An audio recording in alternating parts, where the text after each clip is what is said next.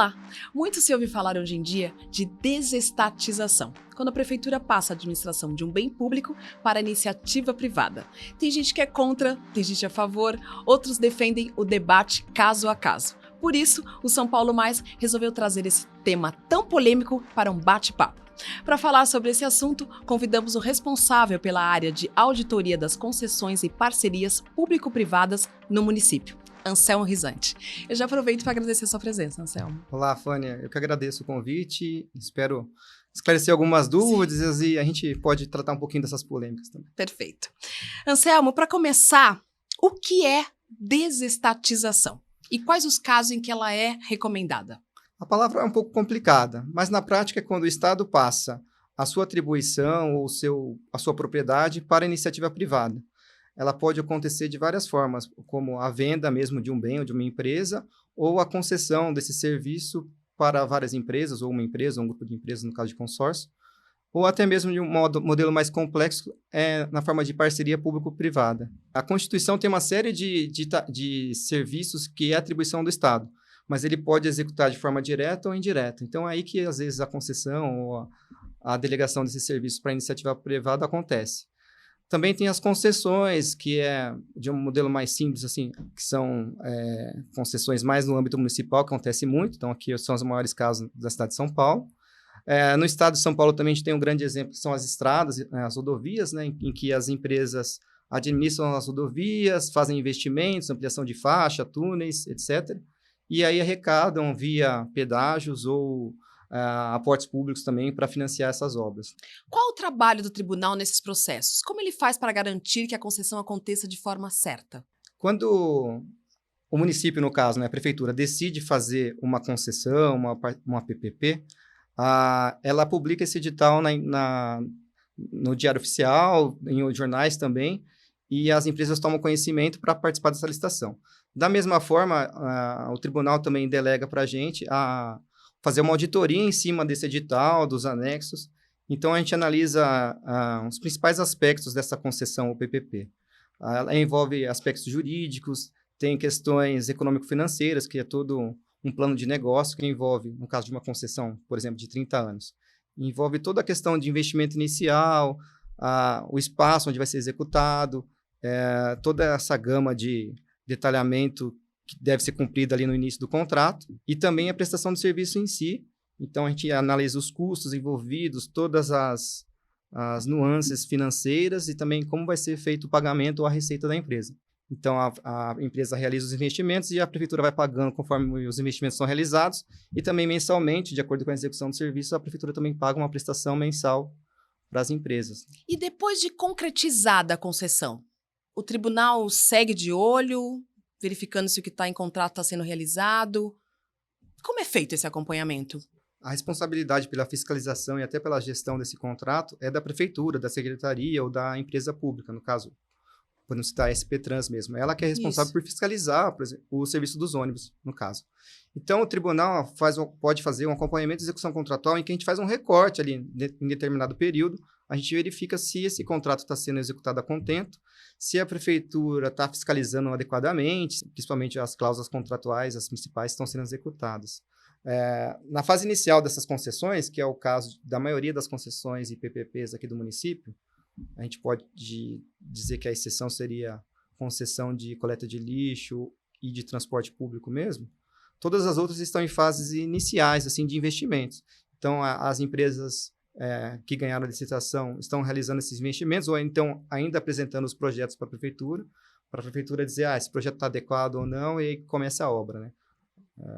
E aí a gente vai verificar se essa obra foi executada ou não. E também como está sendo feito o pagamento, como é o pagamento dessa concessão ou PPP. As empresas executam esse serviço, a prefeitura vai lá e analisa, existe um indicador de desempenho que analisa ali se a conformidade desses serviços, diversas questões, por exemplo, limpezas, a questão da vigilância, se tem ocorrências, por exemplo, no terminal, se tem algum acidente. Então, tudo isso pesa na conta da empresa. Então, e aí descontaria do valor da contraprestação mensal que a prefeitura paga para essas empresas. Nesse caso também, a partir do momento que a empresa, a concessionária, concretiza a requalificação dos terminais. Os terminais existem algumas deficiências, né? Por exemplo, alguns não têm AVCB, que é o auto de vistoria do Corpo de Bombeiros, não tem indicação lombofaixa, não tem acessibilidade. Então, foi previsto no contrato a execução desses serviços. Então, a partir do momento que as empresas concluem essa tarefa, essa contraprestação mensal também é aumentada. O valor aumenta, a empresa recebe mais a partir do momento que conclui essas obras. Quando um serviço é concedido à iniciativa privada, ele deixa de ser público? Olha, a princípio não. A gente tem a grande exceção é quando quando a prefeitura vende esse ativo, né? Vende a empresa mesmo. No caso dos serviços públicos, não. A responsabilidade é do Estado, é da prefeitura no caso. Então, ela passa a execução para as empresas realizarem. Mas ela ainda continua sendo a gestora desse negócio, vamos dizer assim. O serviço continua público. No caso de São Paulo, tem os cemitérios, o próprio uso dos terminais, a iluminação pública. Então, tudo isso continua sendo público. Só aqui, momentaneamente, esse serviço é executado por algumas empresas, mas a fiscalização, a gestão e definição do que é realizado é competência do município. E como se assegura que a concessionária vai manter os benefícios e direitos da população? Quando a prefeitura faz a licitação, né, ela solta o edital e ali já tem a minuta do contrato, que depois é assinado. Então, nós temos esse contrato assinado com diversos anexos.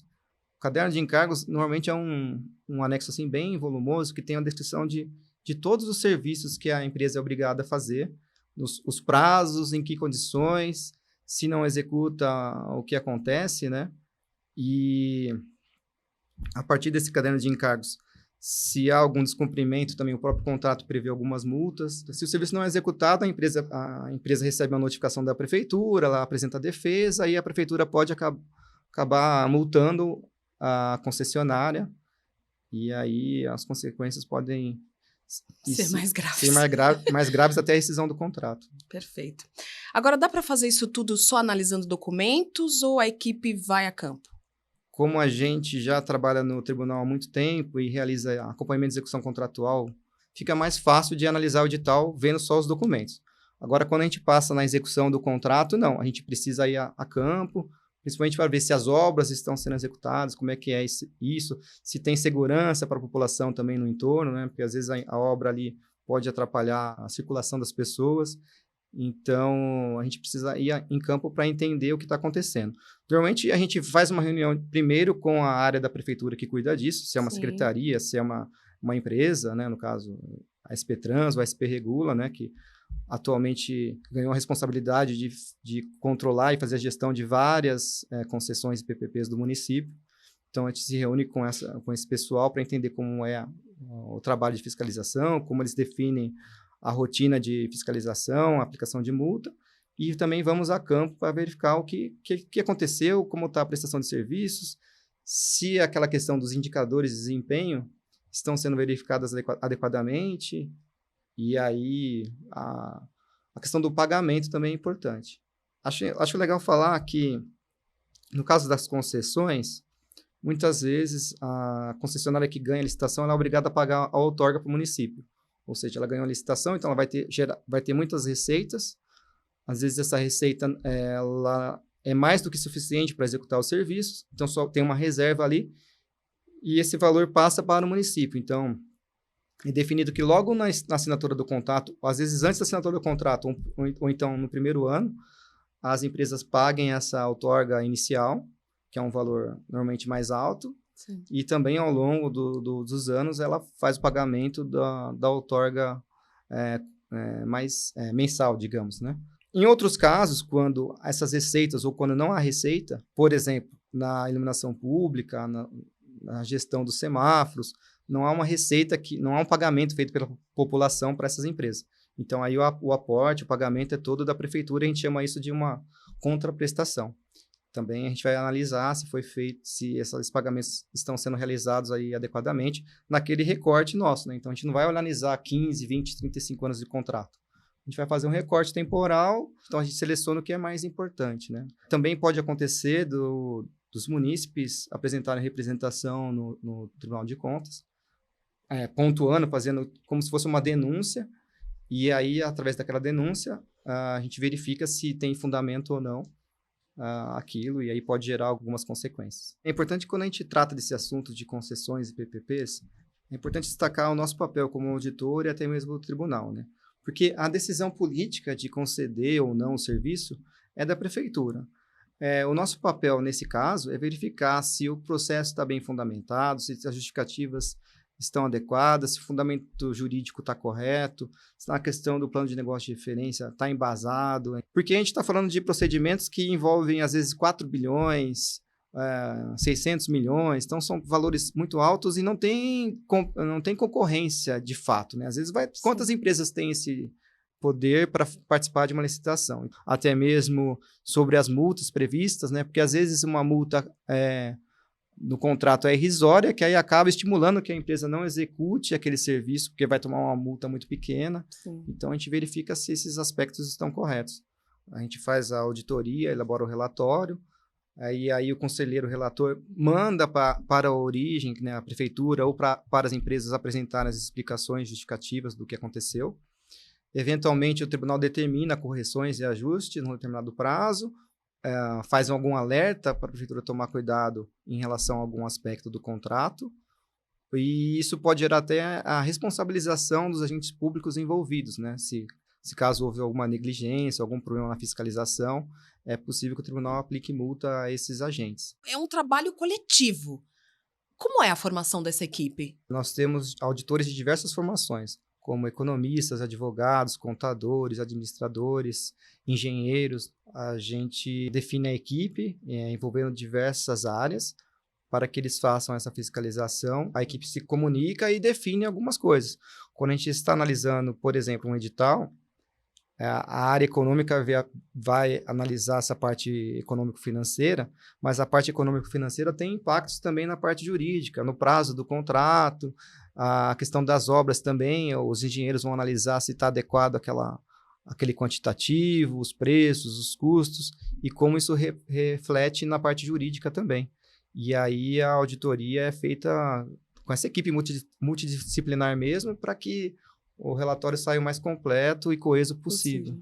De todos os processos de concessão que você já auditou, qual foi o mais desafiador, para você o mais importante? Olha, a gente sempre olha para o edital e acha que todos eles são muito desafiadores, né? Porque envolve muitos recursos, atinge a vida de muitas pessoas, quando a gente fala principalmente da cidade de São Paulo, né?